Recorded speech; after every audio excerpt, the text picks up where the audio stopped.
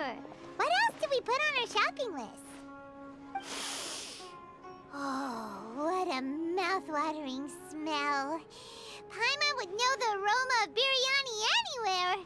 Let's go get some.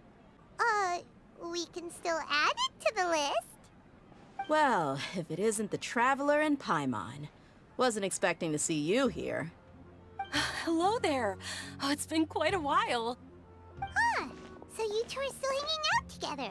Dehya, didn't you say last time that you were gonna head back to the desert? I said I was going to resign from being her bodyguard, not that our friendship was over. We're still the best of friends. The Homayanis also still post jobs from time to time. Their pay is always generous, so me and the other mercs never pass them up. I told Dehya to just stay at our place when she took one of those jobs a few days ago. My parents were delighted. They even said that it always felt like we were missing someone whenever Dehya wasn't around. That sounds like something they would say, all right. They're always so welcoming. Anyway, the job is already taken care of, so I was gonna head back to the brigade as soon as I finished a little shopping. But the master kept insisting, and I ended up staying for another day. You can stay for as many days as you want, Dehya. Father hasn't even gotten around to treating you to his best dishes yet. You know I'm not the kind of person to stay put in one place like that, my lady. Don't worry, though. There'll always be next time. What? She said they'll treat you to the best dishes! Paimon can't believe you can still refuse that! But wait. Didn't you say last time that you would take me on a trip to the desert? Why don't you just take me with you today, when you leave? There are so many places I still haven't visited yet. I'm sorry, my lady, but no can do. There's still a few things I need to take care of back at the brigade. Besides, the desert hasn't exactly been the most peaceful place lately. Oh, come on. Not this again. That's also what you said last time and the time before that. I know, I'm sorry. Just give me some more time, and I promise I'll plan the best trip ever for you. All right, fine. To be perfectly honest, it's not that I wanted to go, it's more like I feel like something is off about you lately. Ever since you first set foot on the estate a few days ago, you've been acting anxious and even paranoid. Have you been delaying our trip because you've run into some kind of trouble? Nah, are you kidding? You're worrying too much. Would you swear on that? Friends shouldn't lie to each other, you know. I wouldn't pry any further if you're willing to swear on what you just said. But if something really is bothering you, then just tell me. You know I'll help you however I can.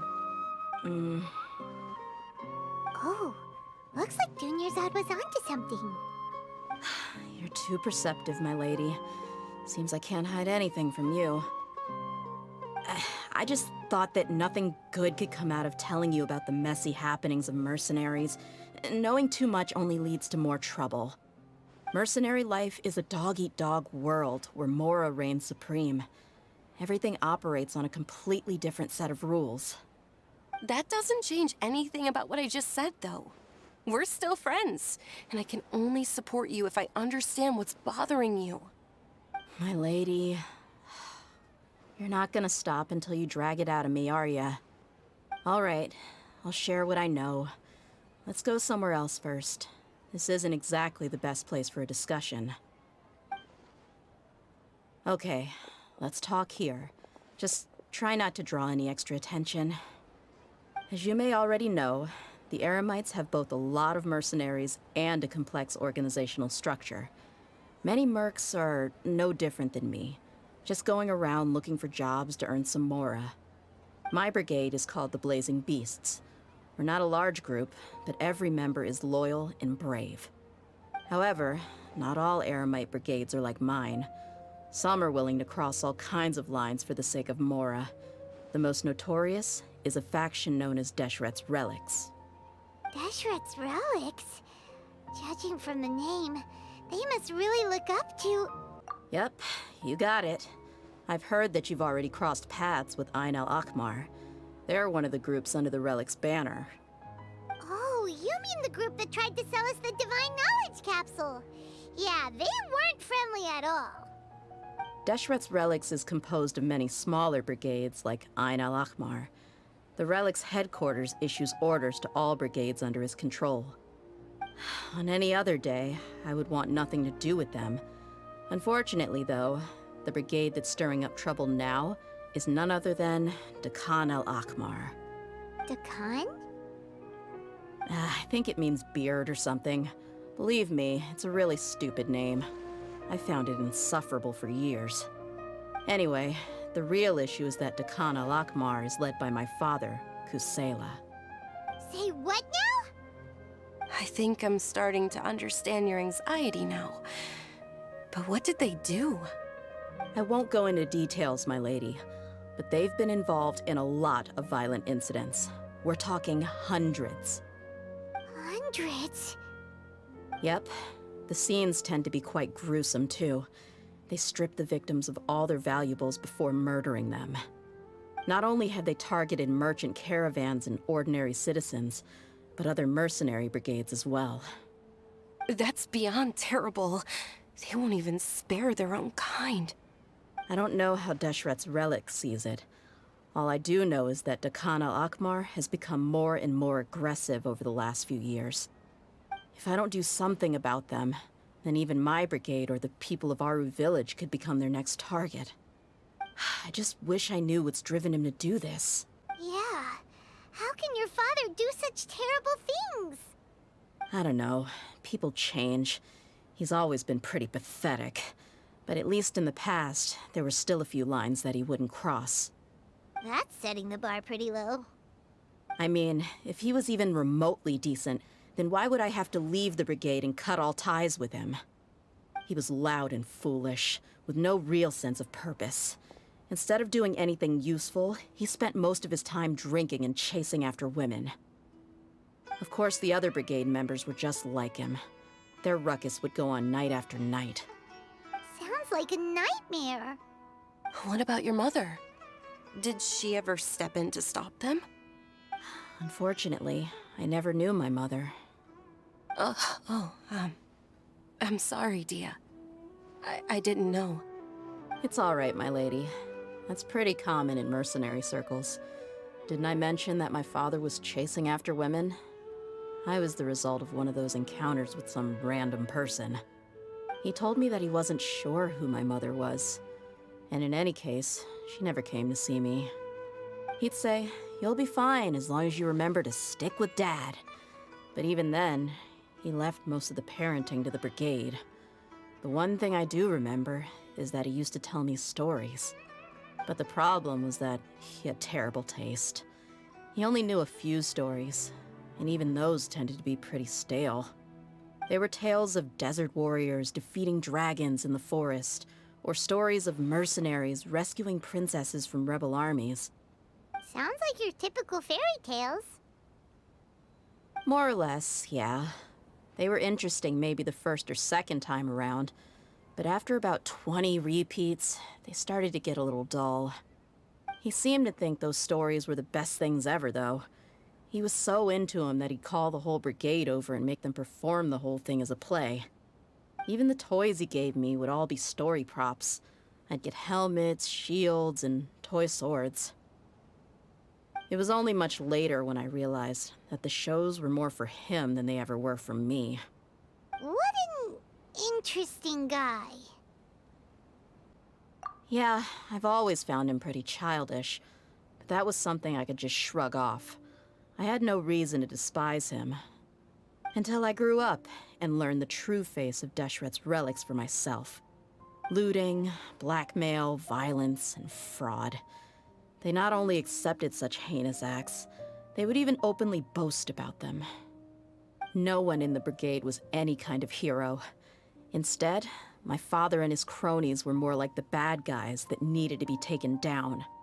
Did they really think that as long as they didn't do any of that stuff right in front of me, I would never know? I think I can understand your feelings.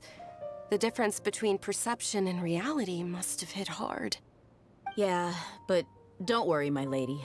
It's all water under the bridge to me now. I had a huge argument with my father and left that place behind for good. I'm not investigating them due to any bitter feelings I still have towards my father.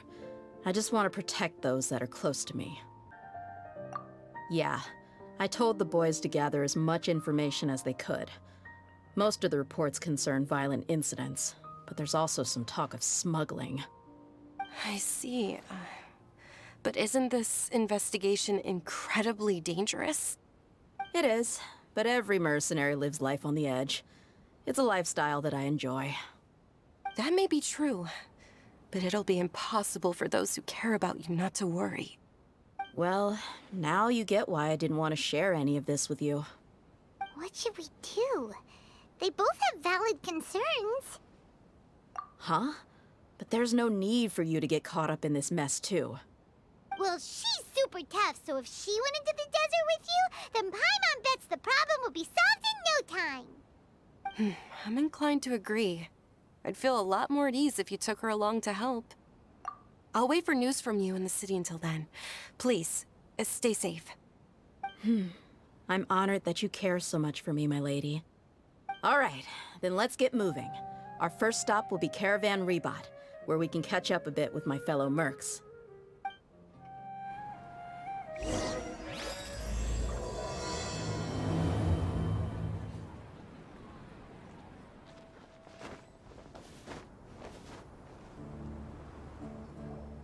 Hey, Dehya, you're back.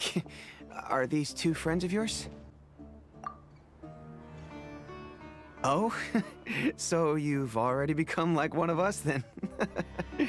Well, that's good to know. Anyway, since we've got a newcomer, let me fill you in on what the Khan al-Ahmar's been up to lately. They've become extremely aggressive. Apparently, even their own now have become acceptable targets. They even attack other relics brigades, just the same as any other mercenary brigade. Even the most ferocious beasts still protect their own. It sounds like they've thrown that straight to the wind. That's right. Once they've collected enough loot off the other mercenaries, they sell it off to a different brigade, or turn to merchants on the black market. A portion of their profits is immediately exchanged for more food and weaponry to be used in their next violent operation. That's terrible. Yeah, and it really makes you wonder why they're so desperate for Mora. A few days ago, Isham and I trailed them for a while, and even disguised ourselves as merchants to conduct trade with them. We were able to learn a few things from the exchange. Rather than saying they're out to plunder and hoard Mora, it'd probably be more accurate to say that they're experiencing an internal power struggle. Wait, a power struggle? You heard me right. The vast majority of their victims are mercenaries from the other brigades of Deshret's relics. If their only goal was Mora, they could have gone after anybody. The targeted nature of their attacks points to a power struggle between the different brigades within the relics. That's the only plausible explanation we have. Unfortunately, we weren't able to find out anything more specific. It seems they're also trying to keep things under wraps. Oh, one last thing we discovered was that over the past few years, as the Khan al-Ahmar became more and more active, Deshret's relics as a whole became a lot weaker. It sounds mighty strange to me, too. Harun, you can leave the rest of the investigation to us. Gotta say, though, I didn't expect you to go on a whole undercover mission during the few days I was gone. Sounds like you were really putting your necks on the line, no? Nah, it was nothing.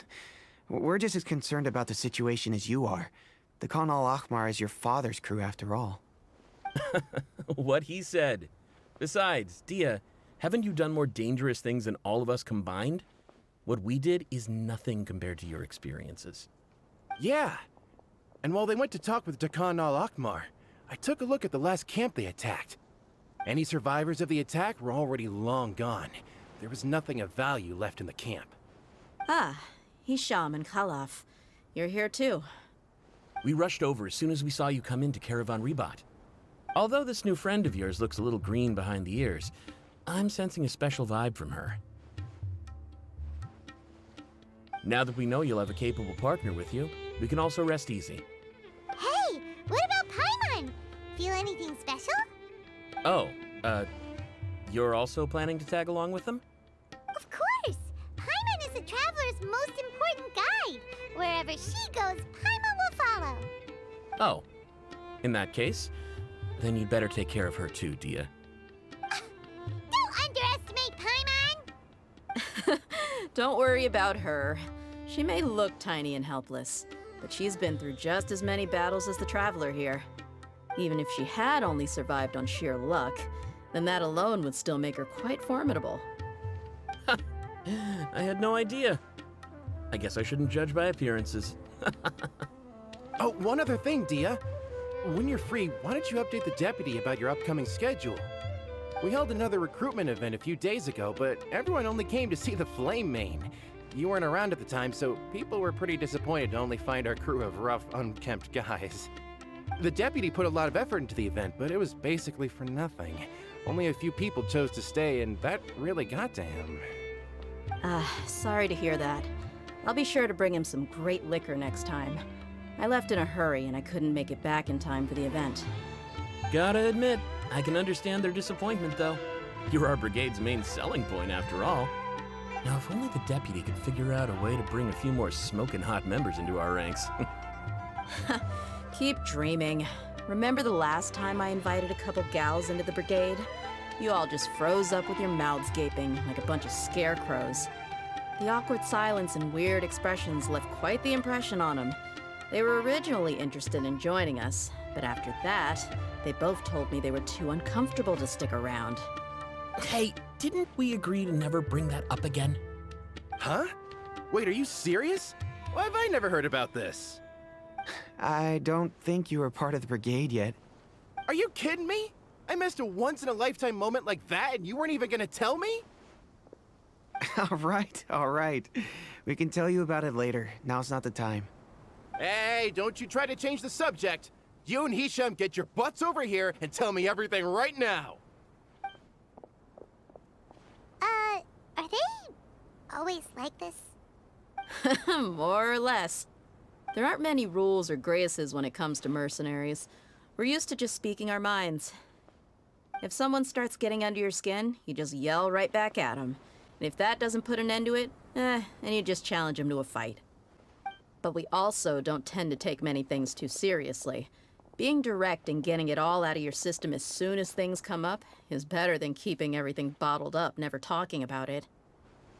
That's also why I never spare their feelings when I talk to them. If I want to laugh, I'll laugh. If I'm angry, then I'll unload on them. It's hard to stop once you get used to it. Though, I can never do that when I'm with the Homiyanis. Hey, knuckleheads! Can you at least tell me the rest of the intel before you go back to your bickering? Yeah, you hear her, Holloff? Told you we gotta focus on the investigation first. I drew up a map. Right here is the spot. There you'll find the merchant caravan responsible for getting rid of Dehya al-Akhmar's looted goods. All you gotta do is wait and ambush them in the evening. They'll have no idea what hit them. Perfect. Thanks for that. Be sure to pass my regards to everyone else in the brigade as well. Will do. You stay safe, Dehya.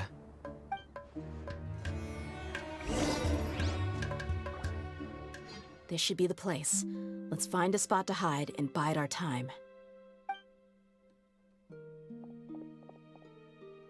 It's gonna come down to a fight one way or another, so let's all be careful. No need to worry. She knows her way around a fight. I'm not worried about that.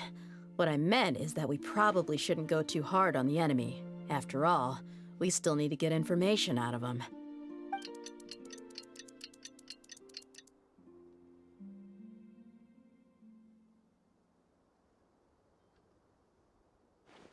Ah, here they come. You ready? Let's not give them a chance to react and end this quickly.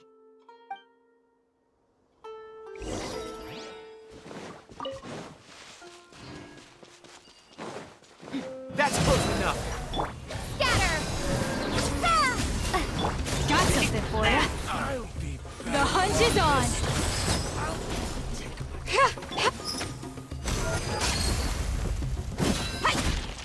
I'll be back.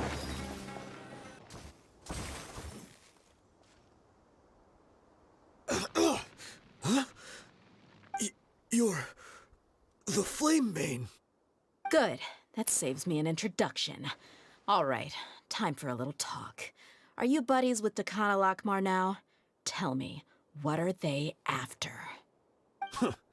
You know the code of being a mercenary just like everyone else. The first rule is to never divulge key information about our employer. What makes you think I'd talk? That might have worked on an amateur, but I know you're just looking to protect your reputation. Think about it, though. What's your reputation worth if you won't have the other tools you need to succeed in this line of work? Tools like, I don't know, your limbs or eyes? You've got 5 seconds. You might want to think twice about how much your employer's information is worth to you. Whoa! I'm not joking around. We can do this the easy way or the painful way. 2 seconds! I'll save you the trouble.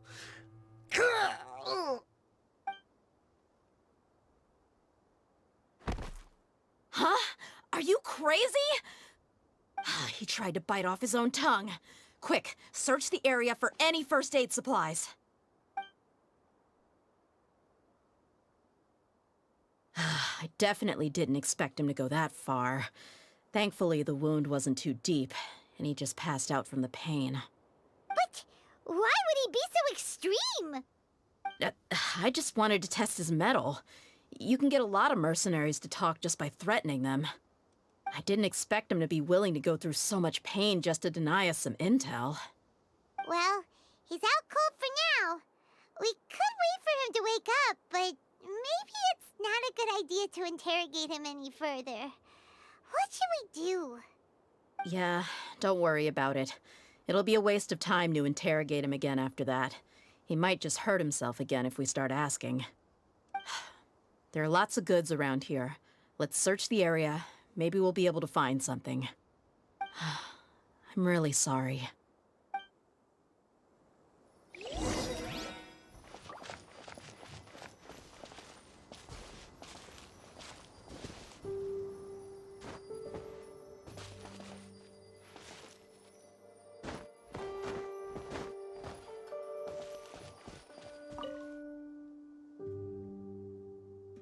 We found a piece of paper with a bunch of names on it. Maybe it's a record of something. Let me take a look. If this really is a merchant caravan, they should have a record of their transactions. Yep. I see an entry for Dakana Lakmar right here. Kusela, Idrisi, Bashar, and Takriti.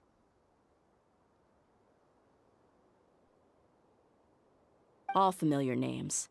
Dakana Lakmar has been trading for a hefty supply of food, weapons, and medicine. It seems that in the past, they used to receive some canned knowledge as well. This caravan is just one link in their logistics chain. Once in the rainforest, the caravan will exchange the looted goods for Mora, and the funds will then be passed to a specific person. That person will then pack the caravan full of necessary goods, which will then be brought right back to Dakana Lakmar. Wait, why is there no Mora value recorded for the final transaction? No value? Yeah, every transaction before the last one was marked with an exact amount of Mora, but the final one, where they paid for everything to be brought back to the desert, was simply marked as delivered. Perhaps, but they couldn't have known how much they would make off selling the loot. Do they not care about profit margins at all? Anyway, the next part's the records of the goods themselves. There are a lot of entries. Everything was probably sourced from the rainforest. Huh? What's wrong? Shahzaman Homayani? Homayani? You mean Dunyarzad's family? Could it just be another family with the same last name? I'd be surprised to find someone with the exact same first and last name. Shahzaman Homayani is Dunyarzad's father, and the head of the Homayani family. Just what the heck is going on here? I'm sorry, you're right. I'll consider what we found and not jump to conclusions just yet. But what this piece of paper confirms is that the Homayani family has been providing goods to Dakana Lakmar. What if the Homayanis have been kept in the dark and don't know they've been trading with Dakana Akhmar? That's a possibility, but if that was the case, Why is this caravan specifically named Shahzaman as their person of contact? They could have just as easily bought goods such as food and medicine directly from Caravan Rebot or Port Ormos. Yeah, funding violence and looting. The brigade gets the goods, and he is paid the proceeds from the sale of the loot. But why would he do something like this? It's not like the Homianis are in need of money. I honestly have no idea. I've been to their estate many times, and I've never noticed anything suspicious. The only potentially large expenditure I could think of would be the treatment costs for Dunyarzad's Elazar. Maybe they borrowed a lot of Mora in the past? But that's still just a speculation. I don't think the Master would stoop so low to make Mora. You're probably right. I know my lady's personality, and she wouldn't deliberately keep something like this from us. But what should we do now? All we found is just another mystery. If you ask me, we already have no choice but to confront her about this. I'm not worried. It's too early to make a verdict yet. I still have faith in the Homiyanis. Let's go find my lady again. We'll tell her everything and see if she's willing to lend us her support. If we're lucky, we can not only figure out the mystery of this paper, but also follow the trail of breadcrumbs to the people responsible at Dehya al-Akmar. Dehya, are you sure this is the best decision? What if instead of getting the help we need, we just end up revealing everything we've discovered to the enemy? I've considered that possibility. But even still, I want to tell her what we found. I think I owe her that much. True friendship is built on trust. She showed genuine concern for me when we first brought up the topic. I can't repay her kindness with doubt and suspicion. That's not how I deal with people. You're right. Paimon wants to trust Dunyarzad too. Yeah. Let's pay another visit to Sumeru City. We're back, my lady. Oh, you're back a lot sooner than I expected. You mustn't have run into any trouble then. Well, how did it go? What did you come up with? Actually, we're still investigating. It's just that we've discovered something strange. I see. The clues you found have led you back here, in the city? Something like that. Yeah. You all look a little dispirited. Whatever you found must not have been very encouraging after all. Why don't you discuss it with me? Maybe I'll be able to say something to cheer you up? It's okay, my lady. It's not so much about me being upset with my father or anything like that. How should I put this? So something is wrong. Even the Traveler and Paimon have been uncharacteristically quiet. On any other day, Paimon would have already waved to me with a smile and shouted, "Dunyarzad, we're back!" So tell me, what happened? Well? My lady, please prepare yourself for what we're going to tell you next. It concerns the Master. The Master? You mean my father? Okay, I understand. Don't worry about me. I'll listen as attentively as I can. My father has been supplying goods to Dehya al-Akmar? Yeah, it makes as little sense to us as it does to you. I've never doubted the Master's integrity, so I'm having a real hard time rationalizing how he could ever support an infamous brigade like them. Maybe he's not actually aware of the full story and just stumbled into the deal by accident. I can't help but agree with the Traveler. Huh? You mean you feel the same way, Dunyarzad? Thank you for sharing all this information with me. Since you've told me everything you know, I should also tell you about some doubts that I've been harboring for quite a while. In the past, I thought that my father hired a bodyguard for me so that I wouldn't run away and get lost. However, there are plenty of capable mercenaries in the Corps of 30. Why did my father go out of his way to hire Dehya? About that. Well, the Homiyanis really needed bodyguards, so they reached out to the Blazing Beasts. Later, the Master told me that I was one of the best mercenaries he'd ever seen, and that I should stick around to become one of his bodyguards. He offered me a pile of mora, so I just signed on. Well, but that didn't really answer my question. Just think about it. Why did my father specifically reach out to the Blazing Beasts? Maybe the Corps of 30 just didn't have anyone available, or maybe someone recommended us. I've never given it too much thought. I think I get what you're saying. You'd think none of this was a coincidence. Precisely. At first glance, nothing seems strange or out of place.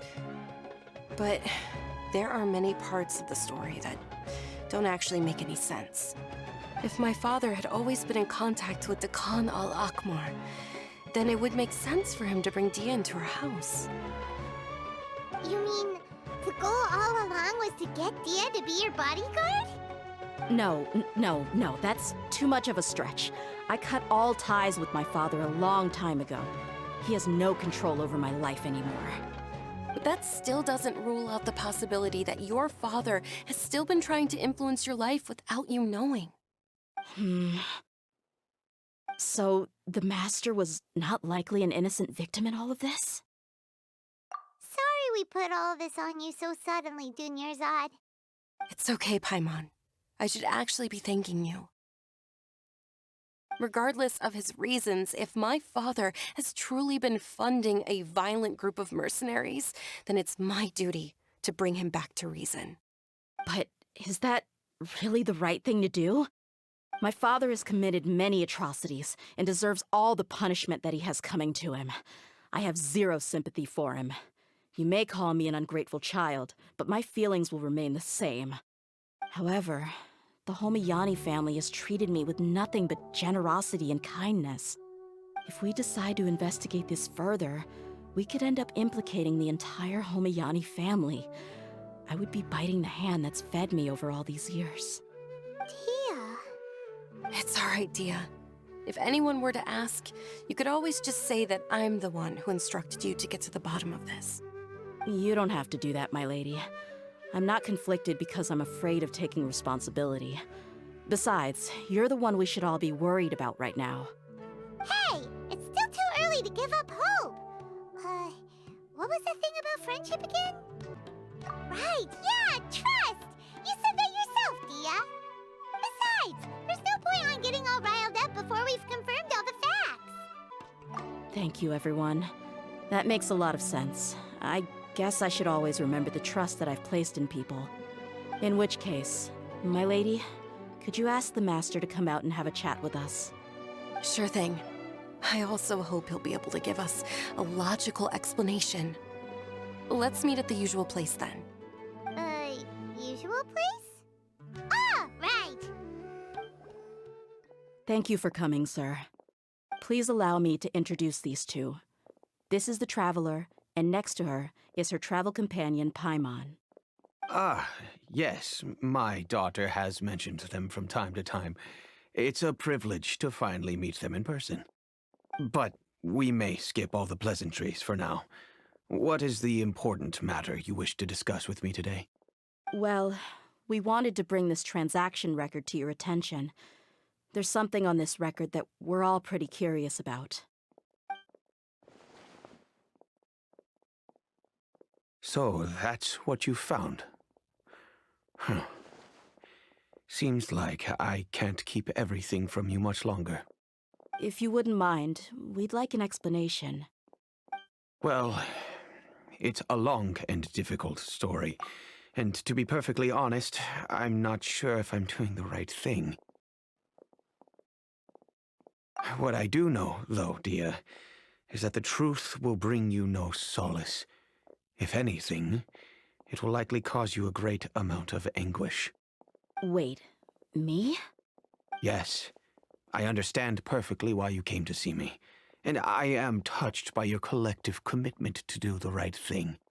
But knowledge always comes at a price, and sometimes, as they say, ignorance is bliss. Your father, Kusela, and I both believed that. Of course, you have the right to seek and learn the truth, but I must warn you, The facts of this matter may reduce everything you've built for yourself into sand, blowing in the wind. If you must proceed, then Kusela's heartfelt efforts will also fade into the wind like a fleeting mirage. His heartfelt efforts? I'm sorry, sir, but I'm not sure I follow. I've made it this far in life without a single drop of my father's support. I have my own ideals and ways of looking at the world, as well as people and causes that I've chosen to cherish and fight for. None of these things have anything to do with him. I came here today to support you as the head of the Homiyani family. No warning will change my stance on that. I understand.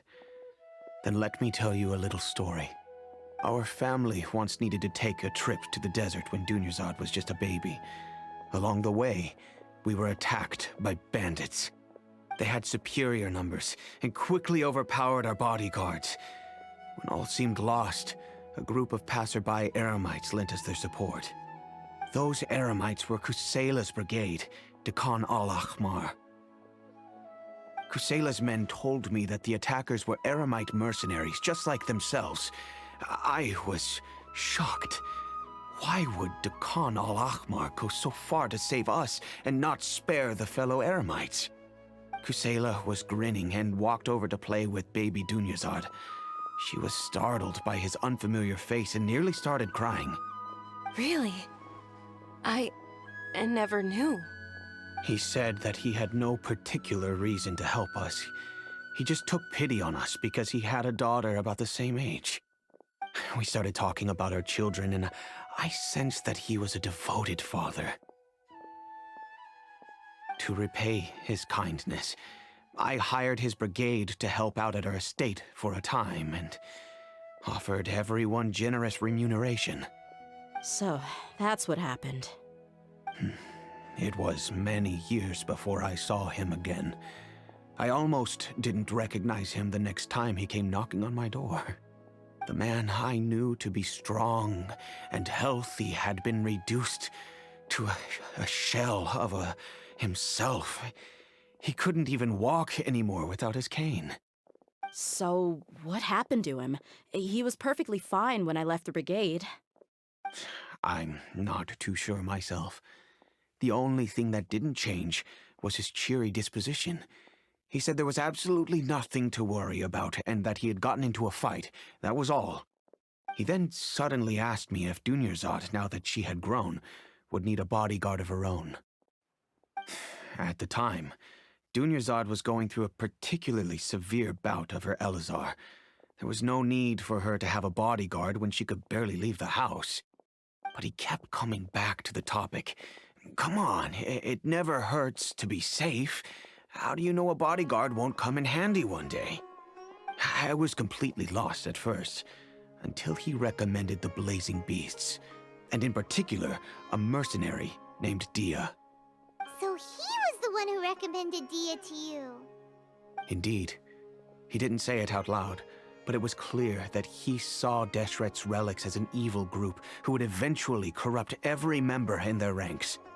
He was already beyond redemption, but he hoped that he would be able to detach his daughter from the vicious world of mercenary life. If Dehya could stay in my house and keep working as a bodyguard, then gradually her affinity for the desert would decrease, and she'd be able to leave her previous life behind. And that's why you offered her such generous compensation? Yes, but not just because of that. From the moment that he asked me for that favor, I also began to see Dehya as my own daughter. And that's also why I tried to persuade you to stay when you asked for permission to leave. I was willing to spend however much it took. Kusela saved my daughter and I all those years ago in the desert. I could never refuse him entrusting his daughter to me. He was always like that, acting like he's oh so smart and self-righteous. Kusela said that he'd reimburse me for a portion of Dehya's fees. I refused to take any mora from him, but he'd always sent me funds anyway. Eventually, I just accepted them as a token of his gratitude. And that went on for a while until I received another letter from him a few years ago. The letter contained a request to help him buy food, Weapons, medicine, and even explosive materials. Wait! Isn't that around the time that Dekhan al-Akhmar started becoming more aggressive? That's right. When I started to hear some nasty rumors, I became wary. I wanted to meet him face to face to discuss things. But by then, he was no longer receptive to my requests to talk. If I had to guess, it's probably because he doesn't want to put Dehya at risk. That thought occurred to me as well. I figured that he probably came to me for help because he had nobody else to turn to. After some deliberation, I decided to send him some food and medicine.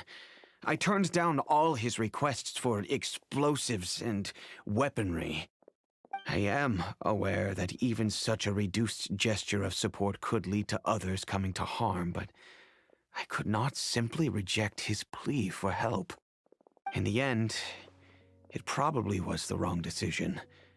I plugged my ears to the rumors and just chose a solution that made me feel least guilty about myself. If you can, please tell me where he is now. None of the things he's doing right now make any sense if he's just trying to keep me from getting tangled up in his world. If all he wants to do is steer clear of me, then maybe he shouldn't have brought me into this world in the first place. Oh no. Dehya, please don't feel that way. I'm just angry because I can't wrap my head around any of his actions. Another way? I don't know. I knew him, and he was nothing more than a childish brute. I can't understand what's going through his head. But I guess you do have a point. We haven't uncovered the whole truth yet. We still need to figure out his exact actions and reasoning for these last few years. I'll do my best to help. Of course, anything between the two of you would need to be resolved between you and him alone. I don't know Kusela's exact whereabouts. Outside of supplying his brigade with some goods, I tried my best to avoid getting involved any further with him. However, there's a man on the list named Jawed. He used to be a mercenary in the desert and is now a member of the Corps of 30. He's responsible for supplying weapons and liaising with the Dekhan al-Akhmar's merchant caravan. I think he should know Kusela's whereabouts. I've heard that he likes to have a few drinks alone and enjoy the cool wind at night outside the tavern. Maybe you'll be able to find him there. Understood. Thank you, sir. Then I guess this is bye for now, unless... I'll stay and be with my father here. To be honest, I'm still a little dazed and haven't finished processing everything quite yet. My father has indeed done something wrong, but if I think about it, I'm also not sure if there was a right way to handle this problem. I feel like our only course of action is to turn everything we know over to the Corps of 30 and let them render judgment.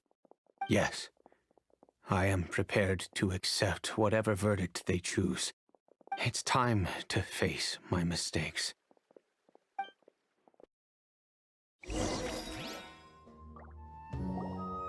Huh? Who are you guys? I know what you've been up to. Smuggling weapons to violent brigades in the desert while working for the Corps? Pretty bold, if you ask me. Shh. Keep your voice down. How do you know all that? Come with me. We should take this elsewhere. I'll be happy to talk things over once we're somewhere private.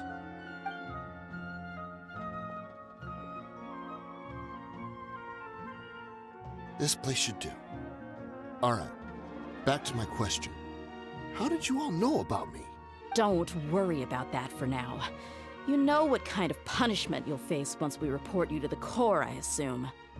Wait. There's no need to jump the gun. Let's talk this out. What are your terms? So what's in it for you anyway, Mora? Well, I was a little tight on money at the time, and Kusela took good care of me in the past. I weighed it in my mind, and I couldn't find a reason to turn the opportunity down. I wouldn't only be helping my benefactor, but I could also make some quick Mora. Let me tell you how it is. We're investigating Dekhan al-Akhmar, and we're gonna put an end to their operations.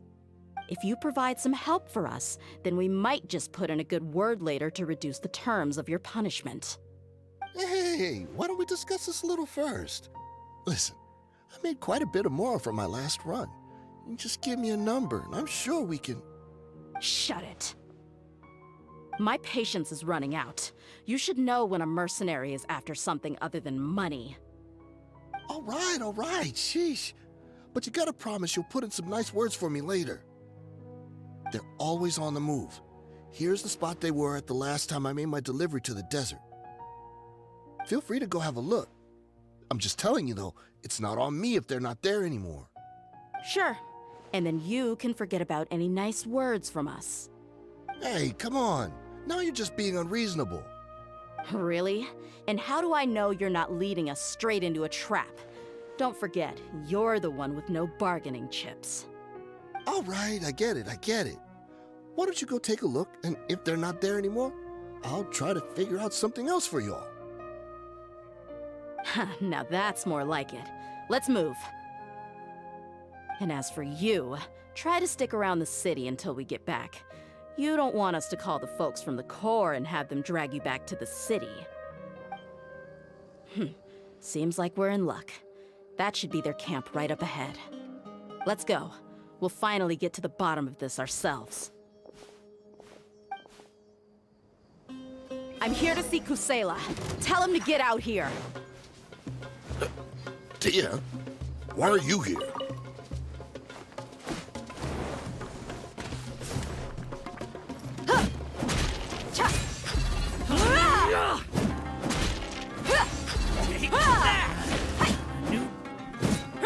Look alive!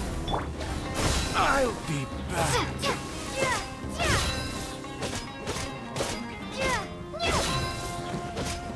I'll take my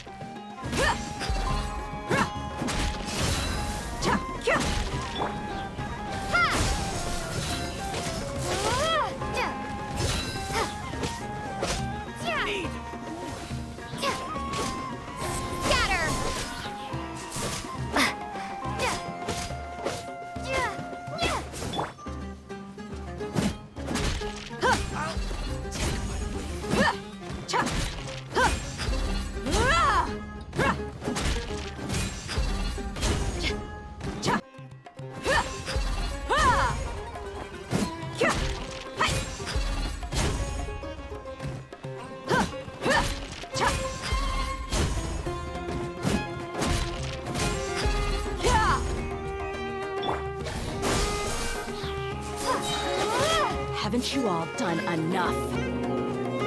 Oh, so are you also here to stop us? Stay out of this. It's got nothing to do with you.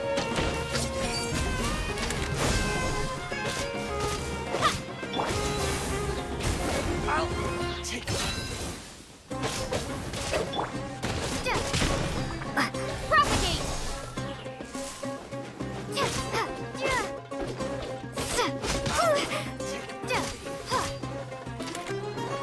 Scatter! Buckle up! Hi!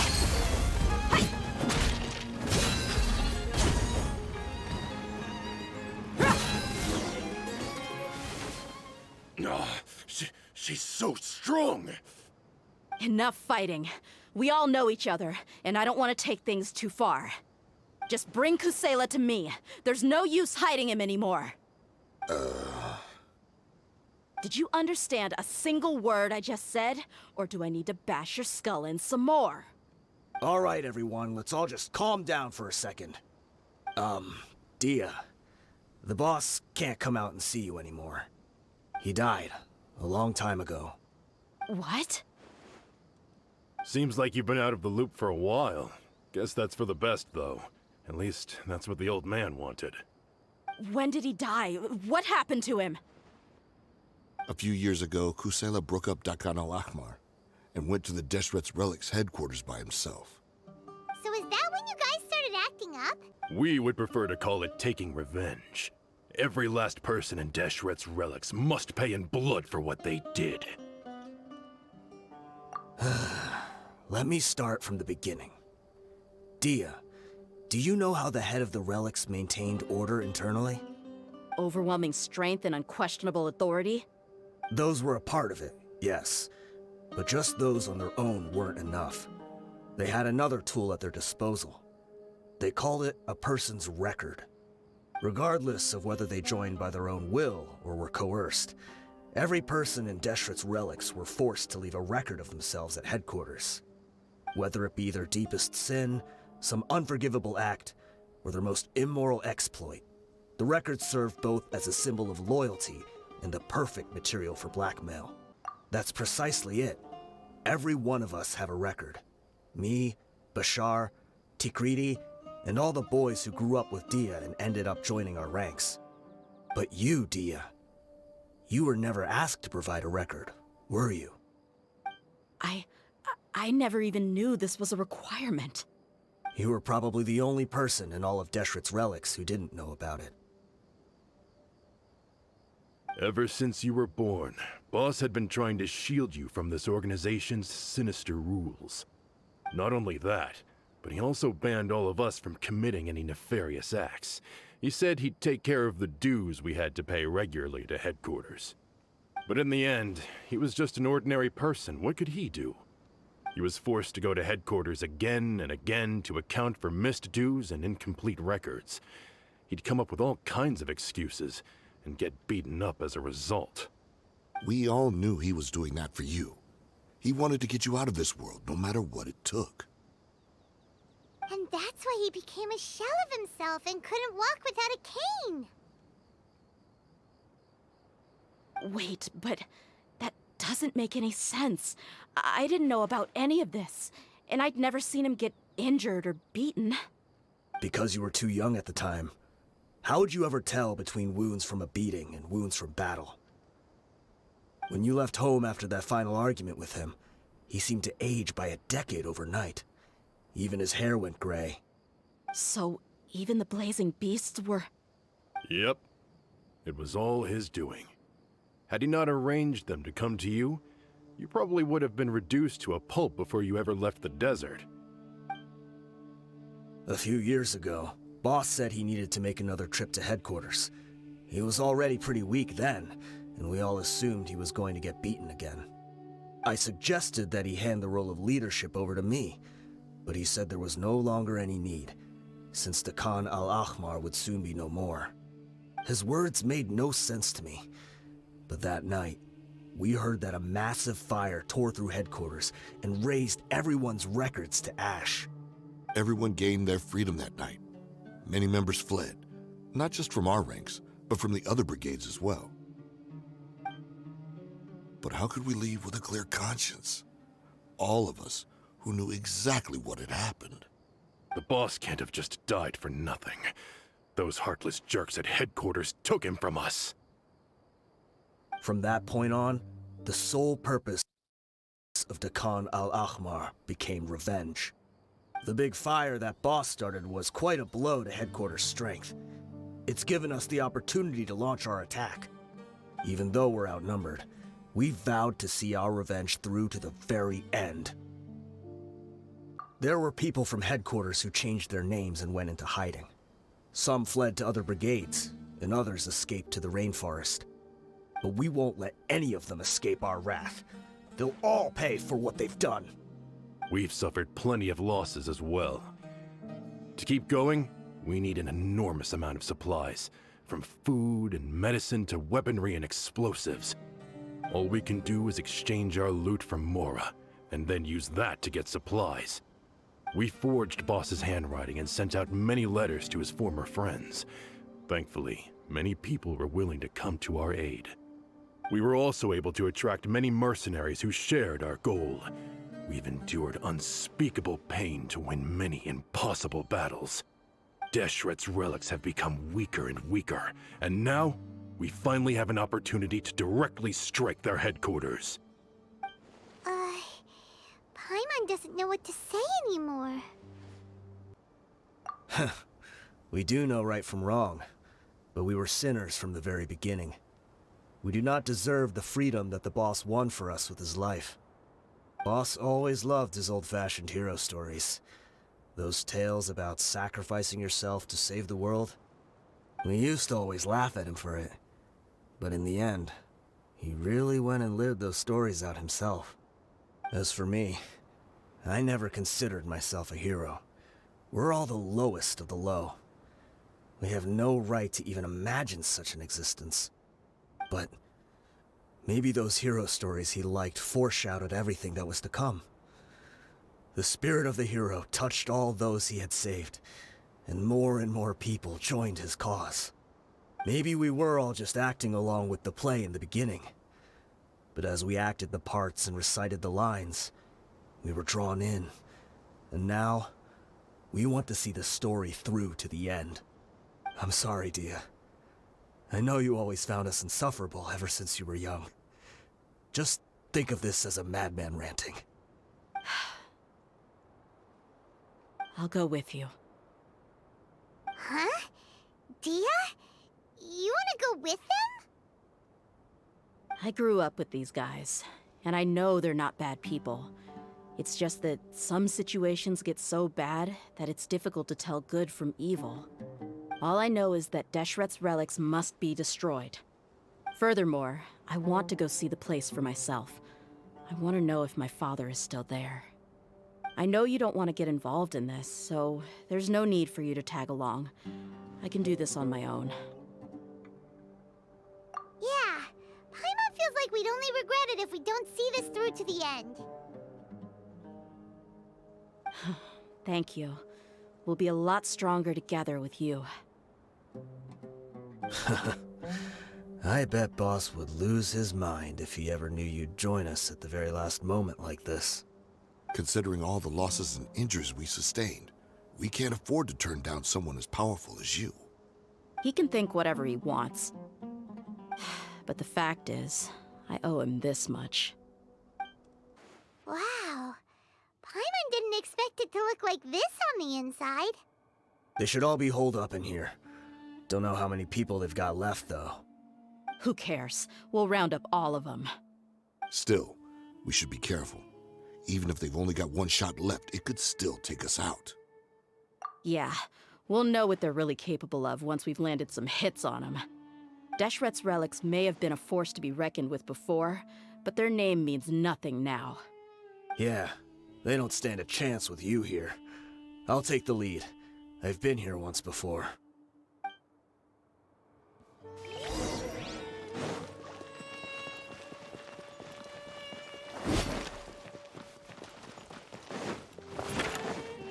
Happy to oblige. Get it on! You are not welcome. Teamwork is dreamwork! Take my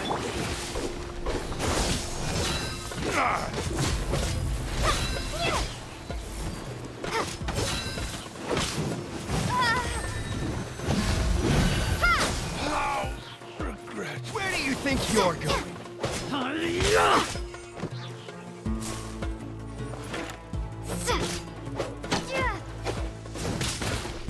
Propagate! Following orders. New punching bag. Let's light it up! Take that!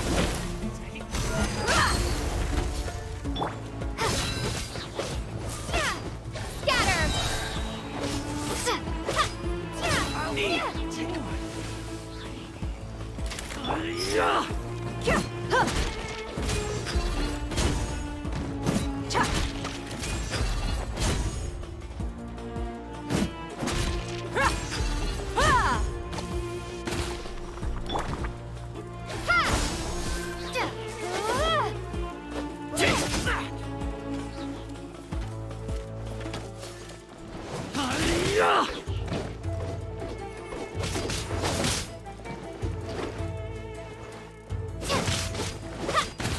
I'll take my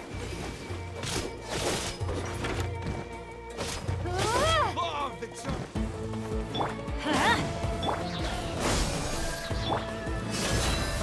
Dead meat!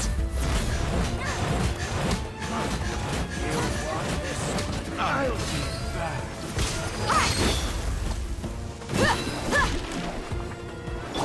Scatter! I'm getting sick of this game. Don't go away! Elbow, fix up your sleeve.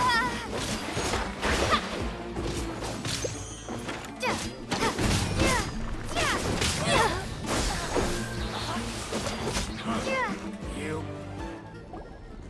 This way, follow me. We're almost there. Wait!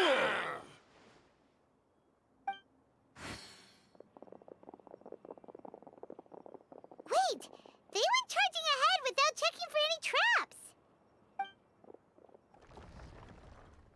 Hey, you guys okay?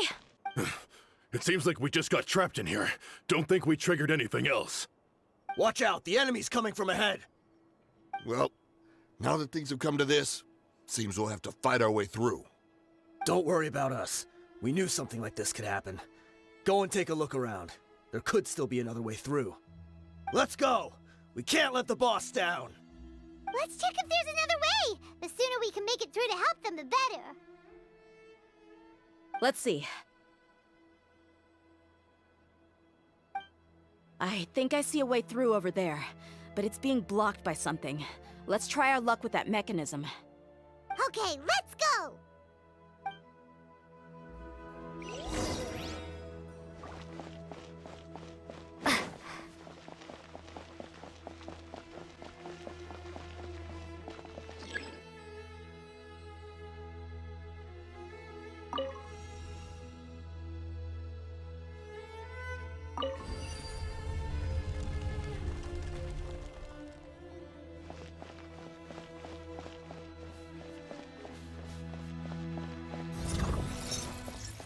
Let's light it up!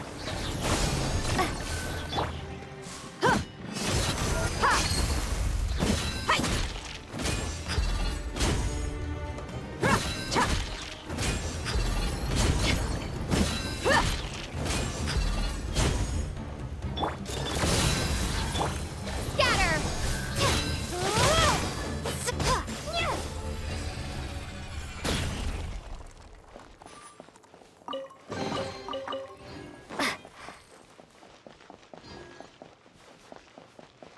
Another mechanism like the one before, but this one's being blocked off in the middle. We just need to adjust it a little.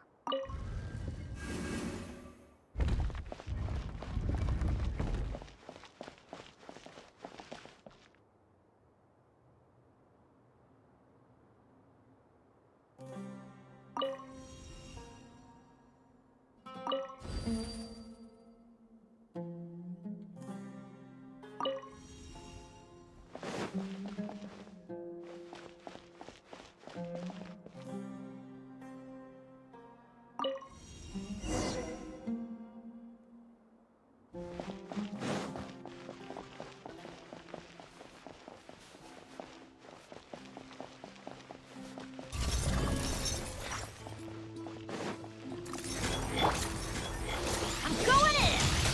Spring force! Buckle up! Hey! You asked for it!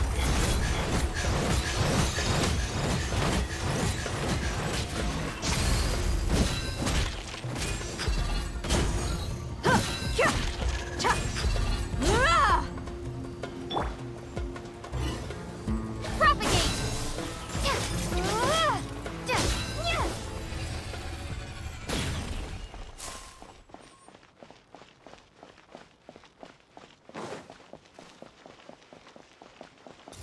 Venture's... Missile pack-a-punch!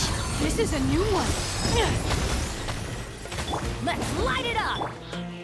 Propagate! Let's get it on! Hi!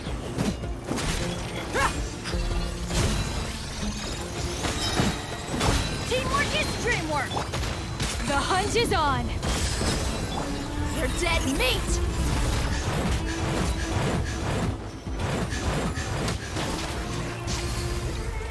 Buckle up! Ha! Ha!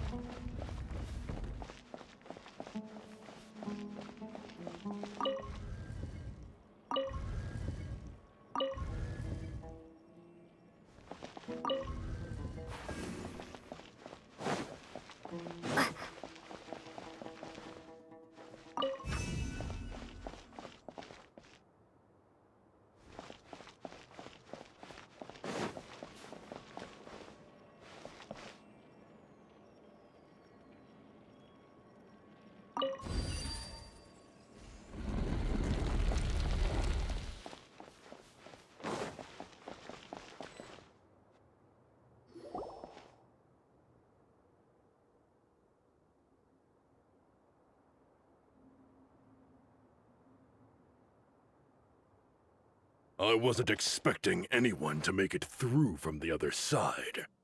But as a desert dweller, I suppose we should be used to our folks defying all expectations. Don't waste your breath. You have nowhere to run. Run? Had I wanted to run, I would have fled 1,000 times already. I witnessed the golden age of Deshret's relics. Even if I could leave this place behind, all that awaits me now are endless days of humiliation and ruin. Even now, my brothers and I still believe in one thing. The greatest should never live to remember their fall. So you want to go out in a blaze of glory? Let us draw our weapons! We will show them the true power King Deshret bestowed upon his followers. They are but two, while we hold within ourselves the entirety of the relic's glory. Wave 1, charge! Eliminate them!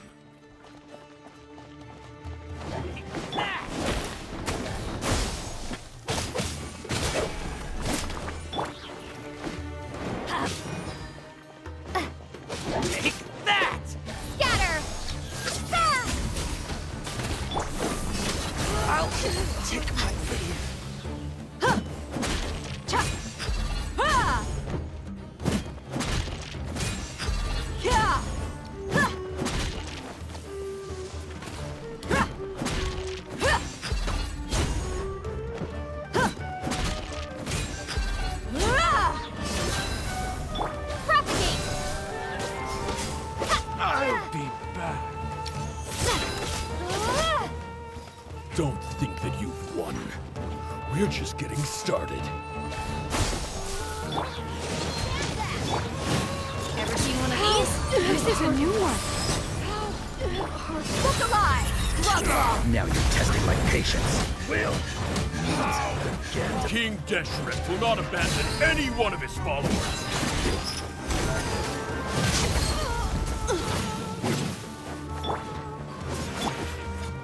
Missile pack a punch. You're stuck now. Now you're testing my patience. Will! Meet again. Go in that! Terminate! Let's light it up! This is a new one. Got something for you. I'm getting sick. Let's get it on! Hi! Brothers! This is where we prove our faith. You all just wanna die? None of us plan to leave this place alive! You asked for it. Send.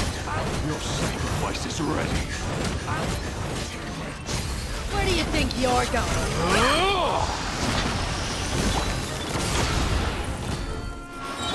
Propagate! But we'll meet again. Slumber. The commander has finally fallen. But they're still coming at us! This place is like a gladiator's ring. They just keep coming no matter how many we beat! Yes, keep fighting! There's no need to fear, and no need to back down! This is our last stand! When the next wave comes, try to draw away their attacks. I'm going to see if I can take out that high platform.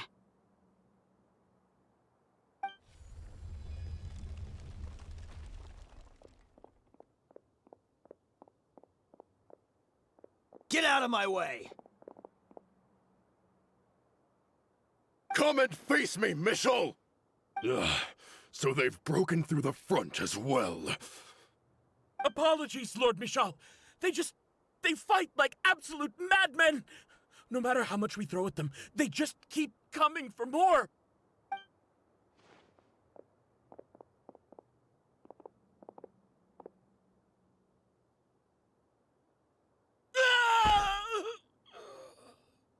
So, it would seem like this is the end. Time to pay for everything you've done, Michel. You think I would give you that opportunity? I will be buried in the sand alongside all the rest of our fading glory.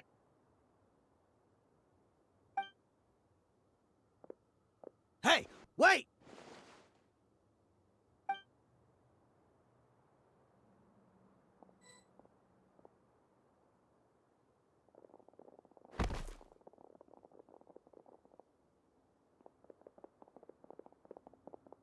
We were too late. It's over. There's no more need to fight. But if you're still going to cling on to your so-called mercenary's pride, then I'll give you all a good beating as well.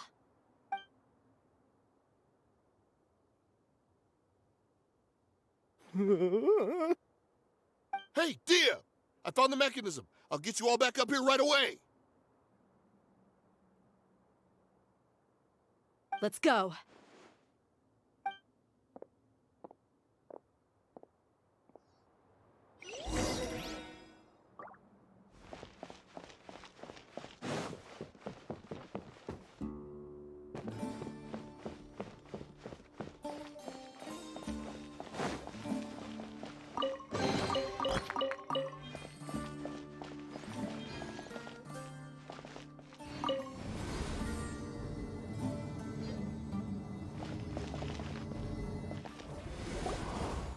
Who are you filthy rats? And why are you always pestering us? You call yourself a member of the infamous Deshret's relics, and you still can't even tell who's made it all the way to your headquarters? Who knows what intent a bunch of rats may have? We try to catch a couple, and you all just show up on the other side instead. How are we supposed to figure out what you're after? Hey, have you ever heard of a man by the name of Kusela? Why would I know? It's not like I'm in charge or anything. This is your last chance to talk. Hey, I said I don't know anything. I'm just an average member here. I'm telling the truth. If you're here to find someone, why don't you look through the records yourselves? Who can remember every name and face with so many people coming in and out every day? The irony.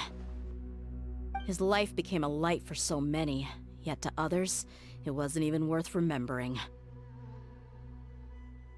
Where's the records room? Answer me! It's right over there. All the files are in there. You can go through them as much as you want. It's not like any of them still matter anyway. I mean the old records room. The old records room? You mean the one that got burned down? Kusela. Ah, yeah, I remember him now. The guy who could hardly walk.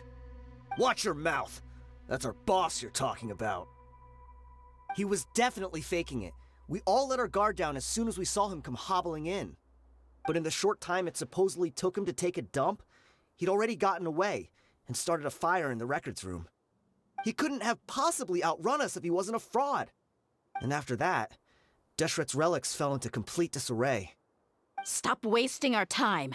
Every one of us here is perfectly aware of what he had done. Tell me, where is the old records room? It's just over there. Go see it for yourself if it means that much to you. There's nothing left in there but ashes. No human could ever survive that kind of inferno. Bashar, Tikriti, let's go. We'll leave the others here to guard these guys. Spare them no mercy if they try anything.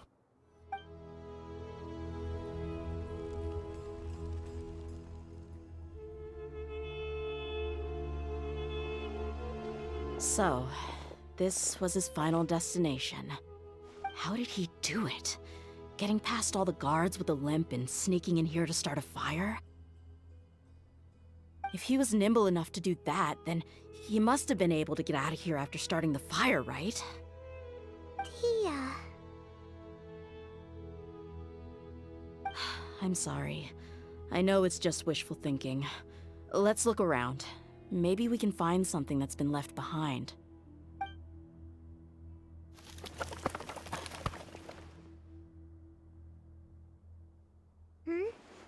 Is this a cane? It must be the one that Dehya's father used. Kusela. Thanks for everything, boss.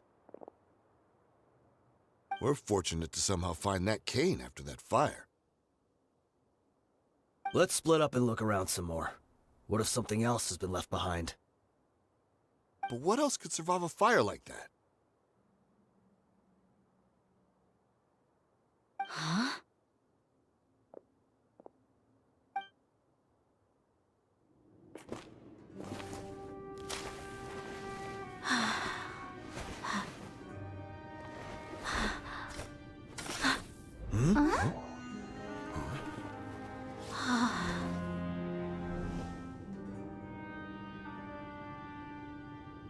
Thought so.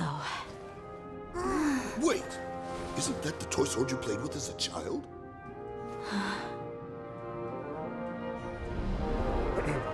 The dragon is no more, for Princess Dehya has slain it. Its head now hangs above the city gates. Her bravery has brought eternal peace and prosperity to us all.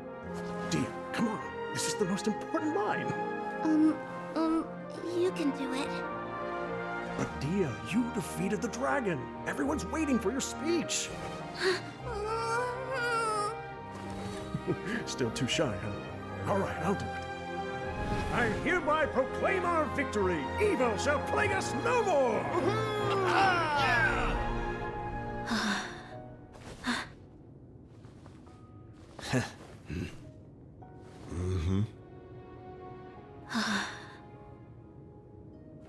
I hereby proclaim our victory.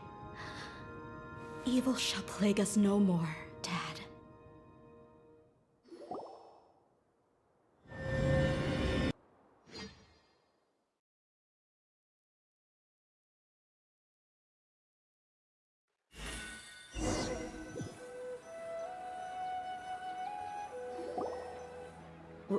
What's this? Don't you remember? You asked Paimon what she would do if she were to wake up tomorrow with loads of money. And Paimon said that she would get boatloads of tasty snacks. You looked super confused at the time, but said it was an adorable thing to say. These opportunities don't come by often. So today, Paimon's gonna treat you to a special crash course on Paimon's life philosophy. Hey, this way you get something from the both of us for the price of one. Anyway, the point is that you should eat to your heart's content. You'll feel better for sure once you've gotten something in your tummy. Junior Azad will also be here shortly. She's already heard that we're back. Aw, thanks, you two. Honestly, this is very unlike me. I just had a lot on my mind on our way back, so I didn't know what to say. My chest was filled with all kinds of intense emotions.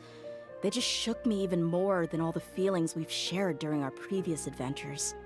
But when everything came to an end, those emotions also vanished without a trace, and I was left feeling more empty than ever before. It was as if I'd lost the thing that was most important to me.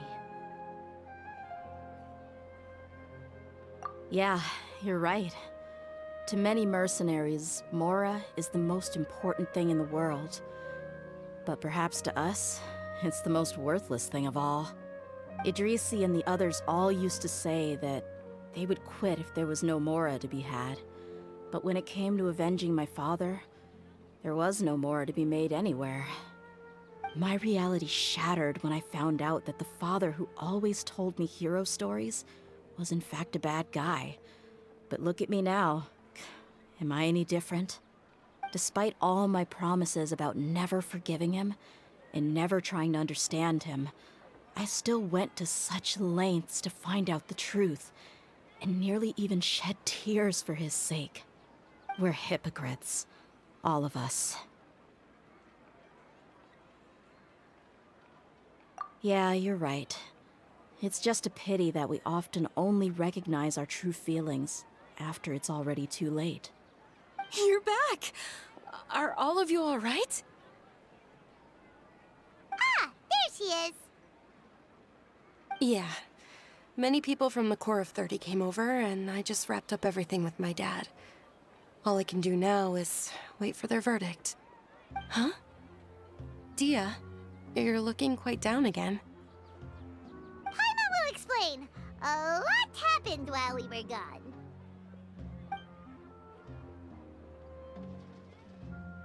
I'm sorry. I really should have controlled my emotions better. I just... It's all right, my lady. You were hurt by all of this as well.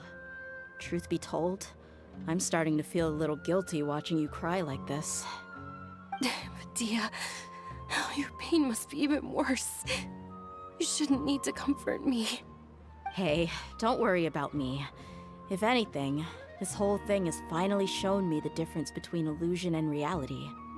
My father probably thought that people could settle into new lives as long as they moved to a new environment.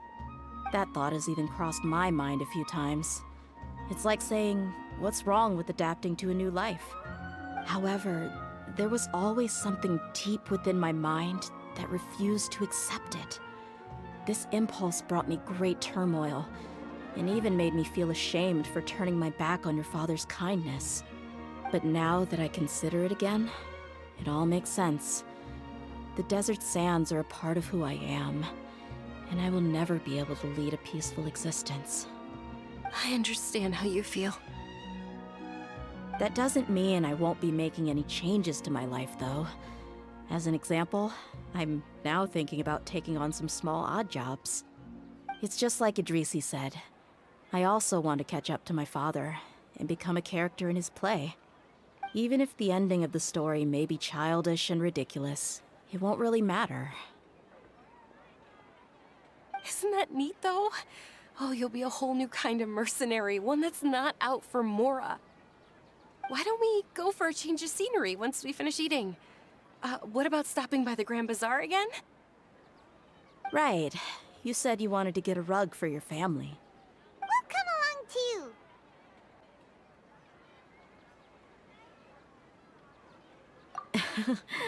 I can't thank you enough for taking care of me this entire time.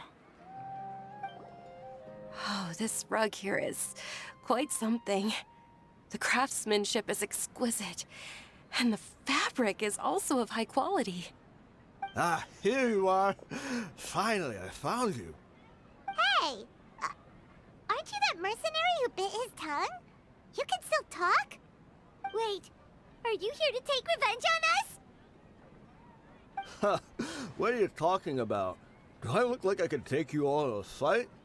I just came here to give you something. I'll be on my way to give myself up to the Corps after this.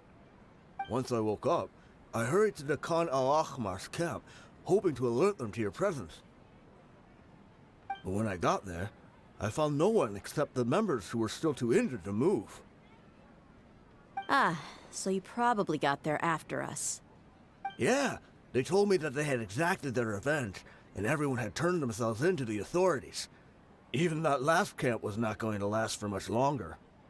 I had joined the cause to repay an old favor from Kusela. Now that everyone's already turned themselves in, I might as well do the same. One of the injured members gave this box to me, and told me that it contained some of the old man's last possessions.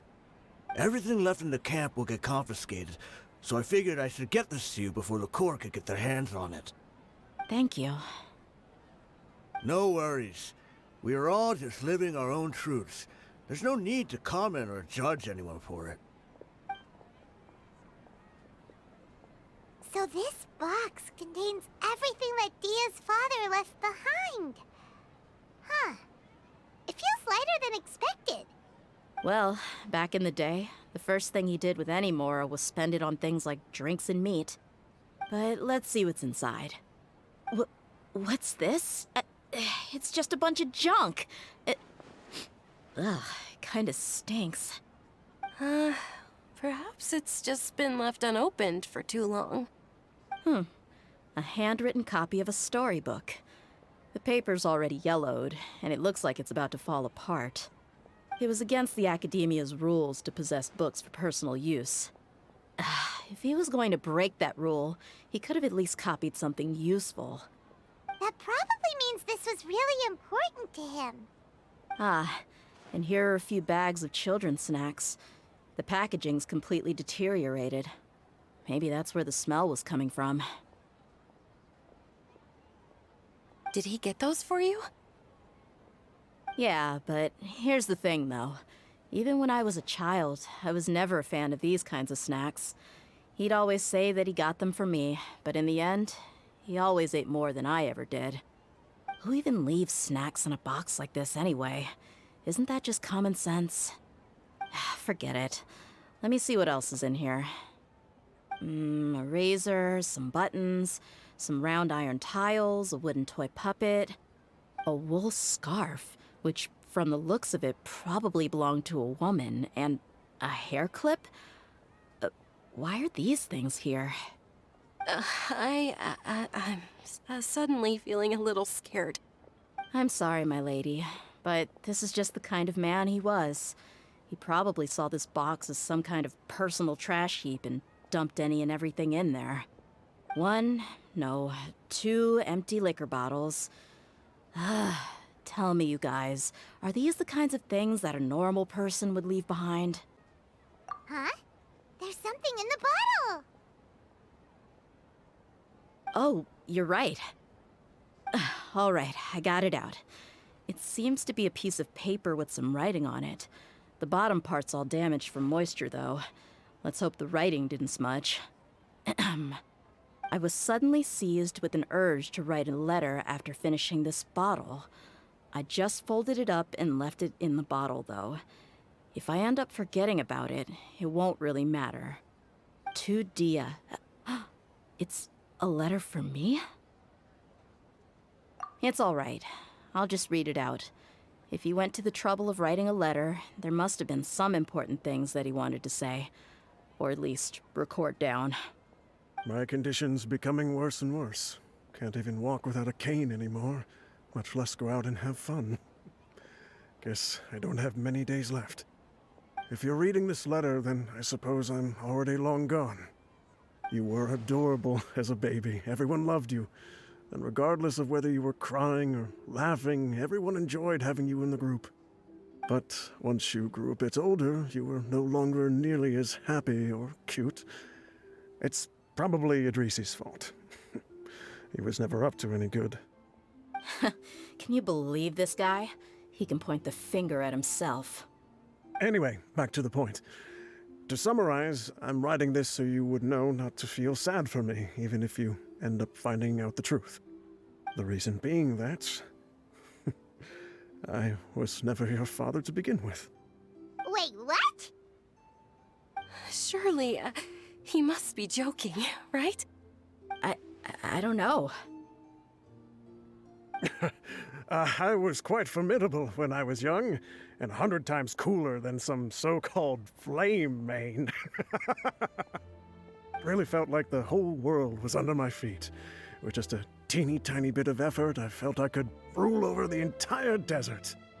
But as fate would have it, I went out into the desert for a drink one day and discovered a baby in the sands. It was you.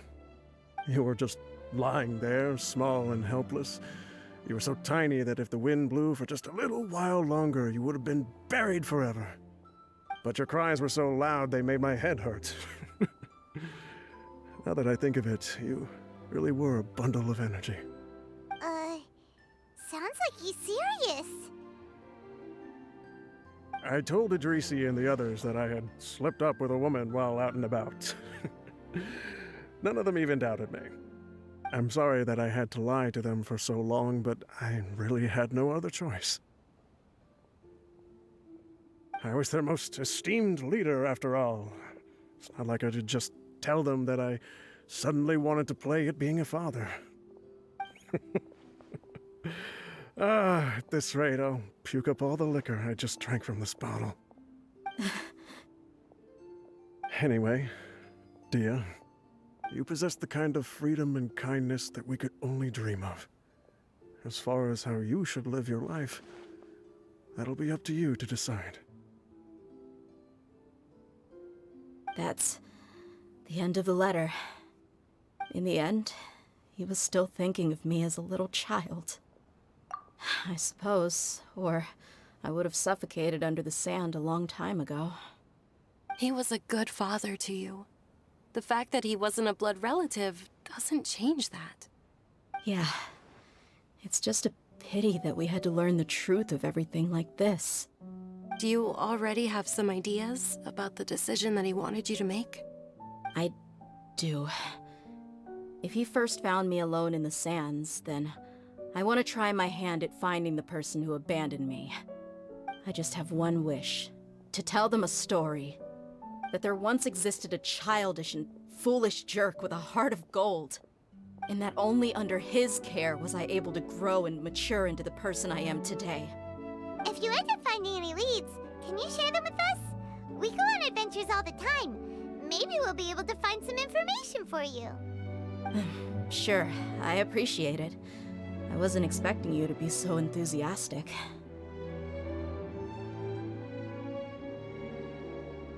I'll help too. Thank you. All of you. Thank you so much. My life has certainly had its twists and turns, but I've always considered myself lucky.